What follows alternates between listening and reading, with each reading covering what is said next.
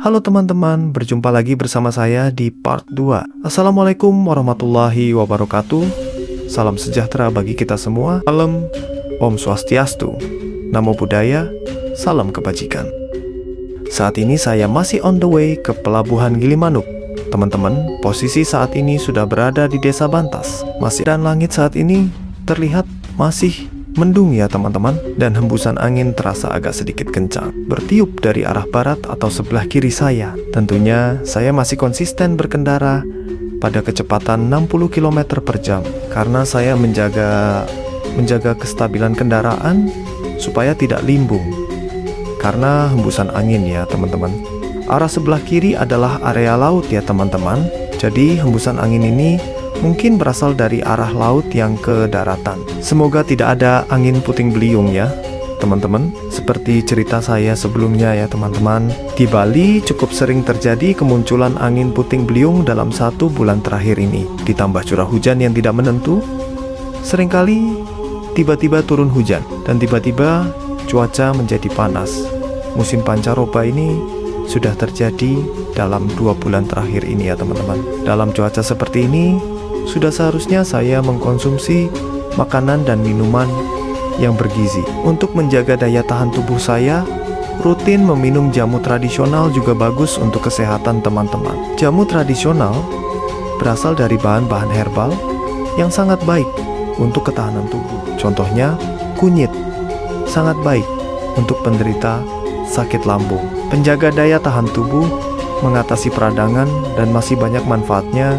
Kita sangat beruntung tinggal di Indonesia, karena negara Indonesia kaya akan rempah-rempah dan tumbuhan yang banyak. Khasiatnya teman-teman, Indonesia juga kaya akan sumber daya alamnya. Contohnya, di Pulau Sumatera tempat kelahiran saya. Di sana banyak berbagai sumber daya alam, seperti minyak bumi dan gas, nikel, timah, batu bara, sampai tambang emas juga ada. Perkebunan juga lengkap dari sayur-sayuran, buah-buahan, dan masih banyak lagi. Tetapi yang menjadi perhatian adalah kebun sawit yang terlalu banyak ditanam atau sangat melebihi kapasitas teman-teman. Menanam sawit terlalu banyak akan menyebabkan dampak negatif bagi alam, terutama untuk hutan yang menjadi rumah bagi satwa flora dan fauna. Habitat hewan akan terganggu karena pembukaan lahan yang secara terus-menerus, penurunan kualitas air sungai, dan kerusakan tanah akibat pemakaian pupuk, serta pestisida kimia juga sangat berdampak bagi masyarakat sekitar. Sebagai orang Sumatera asli, saya merasakan dampak negatif atas penanaman sawit yang masif atau berlebihan. Penggundulan hutan untuk membuka lahan sawit membuat udara semakin panas. Banjir sering terjadi karena kurangnya resapan air pada hutan. Tentunya pemerintah seharusnya lebih mengetahui dampak negatifnya daripada positifnya saat menanam tumbuhan sawit. Hal ini tentunya menjadi perhatian utama untuk pemerintah Indonesia.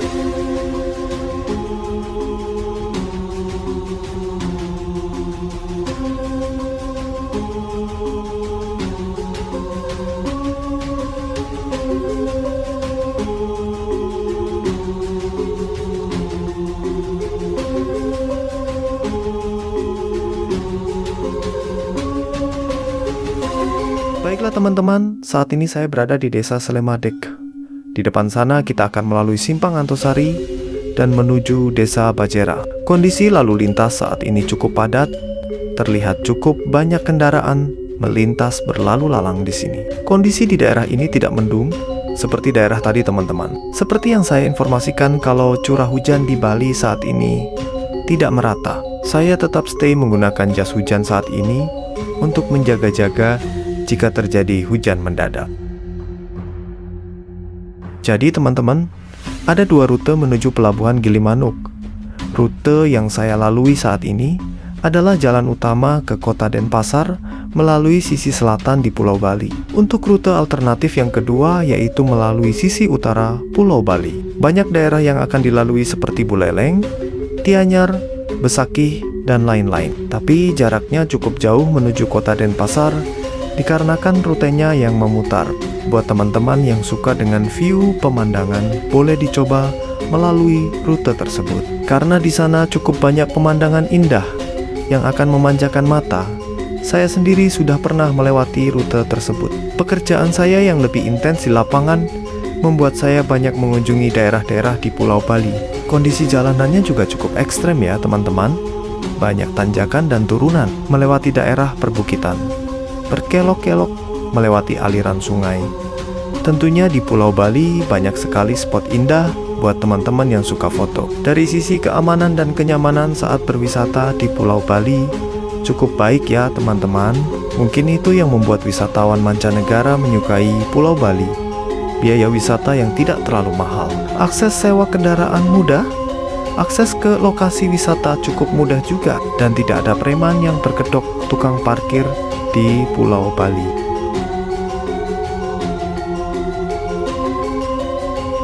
Tentunya banyak sekali tempat wisata di Indonesia. Dari media sosial saya melihat banyak wisatawan domestik lebih memilih Yogyakarta sebagai pilihan destinasi wisata di tahun ini. Tentunya ini menjadi tanda tanya besar mengapa masyarakat Indonesia lebih memilih Yogyakarta daripada Bali. Faktor utama itu karena biaya konsumsi yang murah, teman-teman. Harga makanan, biaya menginap di Jogja itu lebih terjangkau, teman-teman. Faktor kedua adalah akses yang lebih mudah, teman-teman. Jalan tol dan transportasi kereta api tersedia membuat perjalanan darat lebih efisien. Dan faktor yang ketiga ini banyak menjadi perbincangan masyarakat Indonesia saat ini di media sosial adalah pelayanan pelaku usaha di Bali lebih mendahulukan atau mementingkan wisatawan asing daripada wisatawan domestik. Tentunya kecemburuan publik ini sangat berpengaruh pada minat wisatawan lokal ke Bali. Kondisi seperti ini seharusnya menjadi pembelajaran atau edukasi bagi para pelaku usaha di Bali. Selayaknya berperilaku yang sama kepada siapapun orangnya dan dari manapun asalnya, apalagi terhadap wisatawan lokal. Karena Bali itu milik kita, milik Indonesia, teman-teman. Tentunya alasan pelaku usaha di Bali lebih mementingkan wisatawan asing adalah wisatawan asing sering dianggap lebih royal atau mengeluarkan uang lebih banyak dalam sekali kunjungan. Jadi para pelaku usaha pariwisata seringkali berfokus mengejar pendapatan dari pasar internasional yang dianggap lebih tinggi daripada lokal. Saat ini posisi saya sudah melewati Simpang Antosari dan berada di jalan lintas Desa Bajera. Masih kurang lebih 60 km lagi untuk sampai ke pelabuhan Gilimanuk. Keadaan lalu lintas masih padat. Kondisi badan saya alhamdulillah masih cukup kuat. Indikator jarum bensin pada motor hanya berkurang sedikit ya teman-teman. Terbukti bahwa motor bebek memang irit. Motor ini sudah cukup lama saya rawat dari tahun 2017 hingga sekarang. Ya teman-teman, merawat motor bebek sangat simpel ya teman-teman. Cukup pergantian oli secara teratur setiap bulan. Pergantian kanvas rem juga cukup lama, kurang lebih 6 bulan. Dan gear set atau rantai motor bisa bertahan 1 tahun lebih. Padahal motor sering saya pakai bepergian jauh dan cukup sering teman-teman.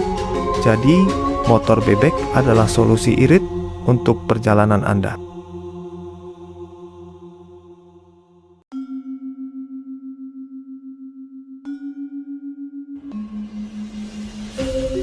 Terlihat pemandangan di perjalanan ini cukup menyenangkan teman-teman. Sawah di sisi jalan dan angin yang sejuk menghembus, tercium aroma alam yang khas. Tentunya masyarakat perkotaan seperti saya ini jarang sekali merasakan vibes dan taste seperti ini ya teman-teman. Pedesaan di Bali masih cukup terjaga keasriannya teman-teman. Informasi buat teman-teman yang melewati jalan lintas ke pelabuhan Gilimanuk ini, sebaiknya mengisi full bensin motornya. Dikarenakan jarak pom bensin sangat jauh ya teman-teman. Hanya ada penjual bensin eceran di sepanjang pinggir jalan ini teman-teman. Tapi saya sarankan lebih baik mengisi bensin motor di pom bensin resmi ya teman-teman. Selain harga yang lebih murah, kualitas bensin juga insya Allah lebih terjamin.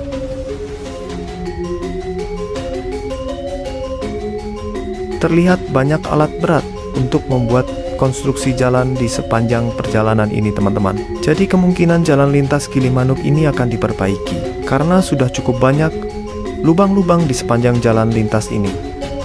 Teman-teman, selama saya tinggal di Bali, cukup jarang saya temui jalanan yang rusak ya, teman-teman. Kalaupun ada, tidak terlalu parah. Kondisi jalanan yang baik akan membuat kaki-kaki sepeda motor kita lebih awet ya teman-teman. Tentunya kita tidak akan sering mengganti kelahar roda dan komstir stang. Kontur jalan yang berlubang akan mempercepat kerusakan pada komponen tersebut. Kita doakan agar pemerintah Indonesia terus membenahi infrastruktur jalan secara merata di setiap pulau ya teman-teman. Amin.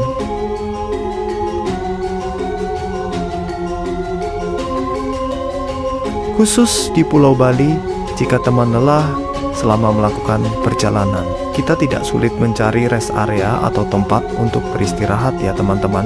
Di pinggir jalan banyak berdiri bangunan pendopo atau pondok-pondok yang bagus untuk kita beristirahat ya teman-teman. Alfamart dan Indomaret juga cukup banyak selama melintasi jalanan ini. Jadi kita tidak perlu khawatir jika ingin beristirahat selama perjalanan.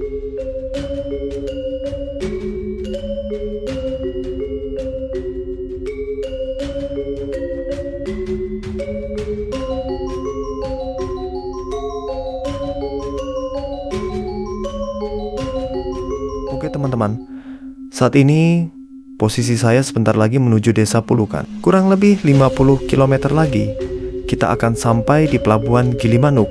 Alhamdulillah, sudah setengah perjalanan kita lalui teman-teman. Jadi beginilah suasana jalan lintas Gilimanuk ya teman-teman. Buat teman-teman yang belum pernah touring ke Bali, kalian setidaknya sudah melihat video saya bagaimana keadaan jalan lintas Denpasar Gilimanuk ini.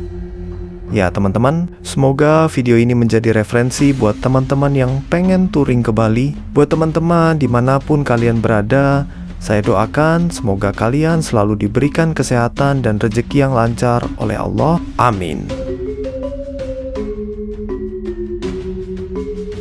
Jadi teman-teman dari Sabang sampai Merauke, silakan berkomentar di video saya ini. Mungkin dengan komentar kalian, kita bisa berkenalan dan suatu saat bisa bertemu dan mampir di kota kalian. Jika saya melakukan perjalanan touring lagi ya teman-teman, mungkin suatu saat nanti, jika teman-teman sedang melakukan perjalanan touring seperti saya, teman-teman bisa mampir ke tempat tinggal saya. Jadi sosial media adalah wadah tempat kita untuk berkenalan sesama manusia dan menjadi wadah kita untuk bisa saling bersilaturahmi.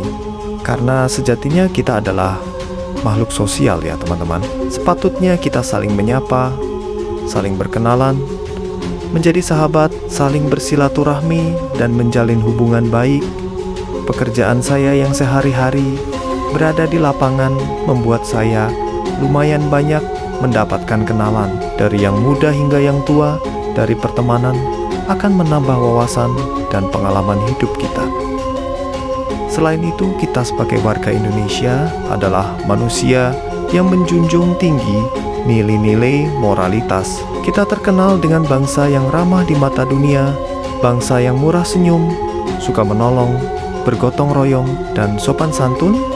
Sebaiknya janganlah kita terpecah belah karena hal-hal sepele ya teman-teman.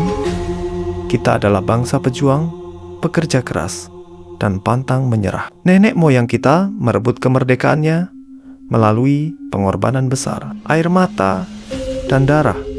Bukan hadiah dari bangsa lain. Terbukti dari banyaknya pahlawan kita yang gugur. Dari Sabang sampai Merauke, yang selalu kita kenang dan kita hormati perjuangannya. Tetapi betapa sedihnya keadaan bangsa kita sekarang, sebagaimana kita tahu dari media sosial dan berita. Banyak sekali pengkhianat bangsa di negeri kita tercinta saat ini. Pengkhianat yang menghancurkan kepercayaan rakyat, menyepelekan amanah dari rakyat. Pengkhianat bangsa yang kita sebut dengan koruptor. Karena pada hakikatnya, kita belum merdeka sepenuhnya. Saat ini, kita masih dijajah. Bukan orang asing, bukan orang yang berbeda dari kita, tapi penjajah yang berasal dari kalangan kita sendiri. Kurangnya kekuatan dan ketegasan hukum di negara kita membuat para koruptor semakin merajalela. Penerapan hukum yang tumpul ke atas tapi tajam ke bawah membuat para koruptor bertambah banyak setiap harinya. Inilah Indonesia saat ini. Indonesia yang dikenal dunia dengan kekayaan alamnya. Indonesia yang dikenal dunia dengan keramah tamahan masyarakatnya. Dan Indonesia yang dikenal dunia dengan para koruptor, teman-teman. Saat ini saya sudah sampai di Desa Pulukan. Kita sudah memasuki Kabupaten Jembrana, teman-teman. Tentunya sudah dekat ke Pelabuhan Gilimanuk. Setelah melewati Desa Pulukan, kita akan melewati Desa Jehembang, lalu Desa Kota Negara Jembrana. Tetap ikuti perjalanan saya, teman-teman.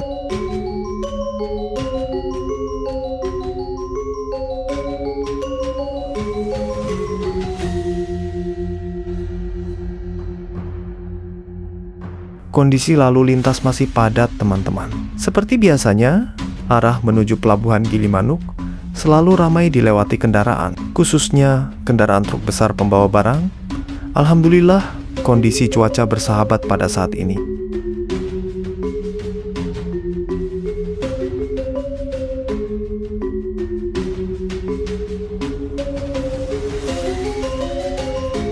Jadi teman-teman, saya berencana mampir ke rumah sahabat saya di Desa Kota Negara nanti. Kebetulan sahabat saya sedang ada di rumahnya dan saya diundang untuk beristirahat sebentar di rumahnya. Jarak ke Pelabuhan Gilimanuk sudah dekat. Jika kita di Desa Kota Negara nanti, Kota Negara adalah ibu kota Kabupaten Jembrana di wilayah Bali Barat, teman-teman. Wilayah ini menawarkan suasana yang tenang, asri, dan jauh dari keramaian. Ada lumayan banyak wisata di daerah ini. Salah satunya ada Kebun Raya Jagatnat. Di kawasan ini terdapat Purakun Jagatnata yang sangat estetik. Di Desa Kota Negara juga ada wisata perdesaan yang sangat unik dan tradisional. Desa tersebut bernama Blimbing Sari. Panorama indah desa cocok buat kalian yang menyukai wisata etnik.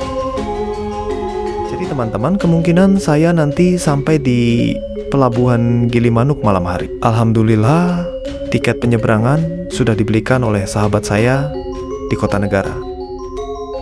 Tiket kapal bisa dibeli online ya teman-teman. Harga tiket penyeberangan Gilimanuk ketapang 35 ribuan untuk kendaraan sepeda motor beserta penumpang. Cukup terjangkau ya teman-teman. Waktu penyeberangan kapal dari Pelabuhan Gilimanuk ke Pelabuhan Ketapang sekitar 1 jam ya teman-teman. Dan layanan kapal feri Pelabuhan Gilimanuk Ketapang non-stop atau 24 jam ya teman-teman. Jadi jangan khawatir, kapal selalu tersedia. Tentunya kita tak henti-hentinya berdoa kepada Allah, Tuhan semesta alam, agar perjalanan ini baik di darat maupun di laut selalu dalam lindungannya. Amin. Jadi teman-teman, Selat Bali memiliki pusaran air dan arus bawah laut yang kuat karena bentuk selat yang sempit serta pengaruh pasang surut air laut. Rute kapal saat berlayar di Gilimanuk Ketapang sedikit berbeda dari penyeberangan di daerah lain. Gerakan kapal memutar karena menghindari terkena pusaran air tersebut. Ya teman-teman, ada alasan mengapa Bali tidak memiliki jembatan yang menghubungkannya dengan Pulau Jawa, teman-teman, yaitu karena alasan adat, keyakinan spiritual, dan kekhawatiran dampak sosial budaya. Bali dianggap sebagai pulau suci. Tokoh agama dan masyarakat setempat percaya bahwa menyatukan kembali Pulau Jawa dan Bali secara fisik melalui jembatan dapat melanggar tatanan spiritual dan keseimbangan alam. Selain itu, secara geografis, Selat Bali memiliki arus laut yang sangat deras, kedalaman yang tidak sedikit, serta terletak di jalur aktivitas tektonik yang memiliki risiko gempa tinggi, sehingga pembangunan jembatan lintas selat memerlukan perhitungan teknik ekstrem dan biaya yang luar biasa besar. Inilah yang menjadi alasan kuat mengapa Selat Bali tidak dibangun jembatan.